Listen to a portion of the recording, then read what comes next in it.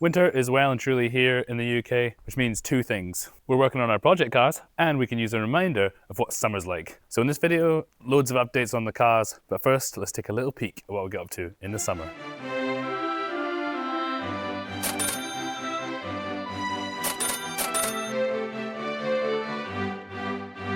So this is Supercar Sunday at Grantley Hall in North Yorkshire. Here you can see some amazing cars that sound like this. It's advertised as the £1 billion car show, and you will see some amazing gear. Just remember to bring your wallet, because it's not a cheap day out. With summer festivities out of the way, it was time to get back to my beloved Mazdas. Fearing that another winter would be the end of my friend Dan's green Mazda, I tucked her away in a friendly warehouse, and turned my attention back to Bonnie Mx5.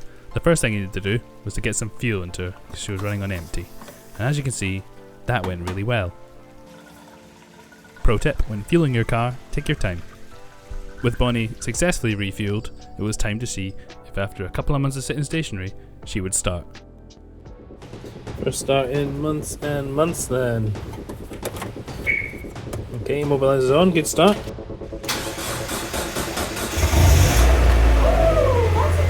Yes, it is exciting. She started first time and she's running sweet. Well, she's running a little bit wet, based on all this condensation coming out of the brand new exhaust, but we're just going to worry about that later.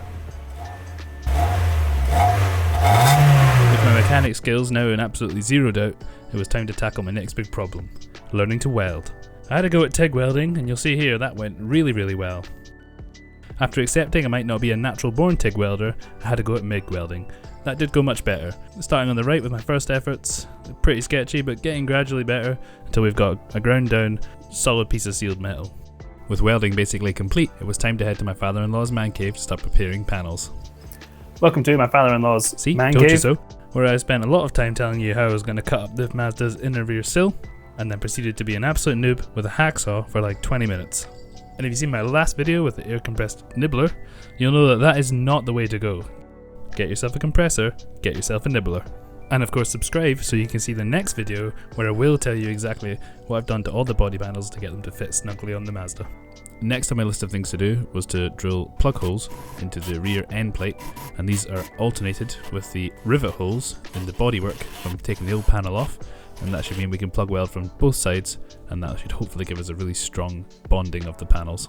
With the body panels in an okay shape, it was time to move on to prepping the car for welding. This was a job I'd really meant to do previously, and that is to apply zinc primer onto the car. I use Built Hambur's Electrics, I've used their products already on the car.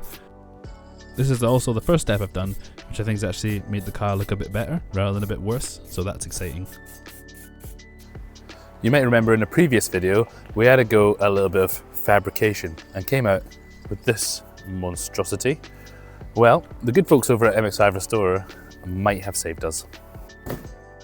So what have we got here then? Well, we have got a professionally made rear box section for a Mark 1 or Mark 2 MX5. Quite expensive at 140 quid, but I don't think you can get them anywhere else. So fair play, captive market, they've obviously had to engineer the part. This is what they can do. This is what you can do if you're a complete noob.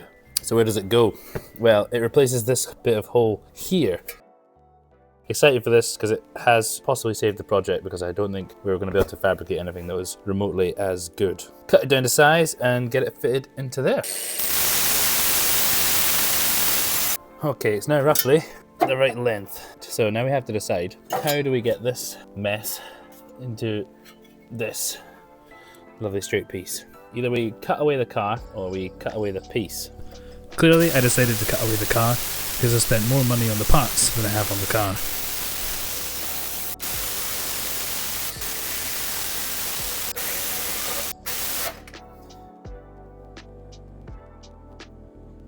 So what we're about to do is a moment of truth for the Mazda. Either I can weld and this thing might get back on the road, or I can't weld and it's probably going to a scrapyard and an engine on eBay. Let's see how it goes, fingers crossed. So plan of attack. This outer sill is going to go on first, and this inner bit can go in nicely in there, weld that from the inside and the out. Please line it well, pretty flush.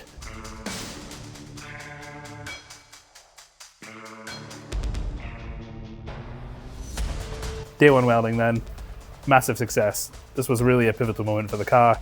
Either I could work out how to weld things together, or I couldn't, and we were going to sell this for scrap. So things are looking great. Let's walk through where we are so far. So it still needs a bit of tidy up. I'll grind it all down and probably put more weld along there so it's nice and strong, but it's absolutely rock solid. I think you can probably stand on that. I'm finding it easier to weld thick metal like this to the thin metal like this. For this intersection, I've done this, so I can then plug weld from the outside. I'd recommend that. I think also it means you're welding, nice and easy from the outside to the inside. So we'll be back tomorrow for day 2 of welding. Hopefully get this side basically finished up apart from the outer panel, which is massive.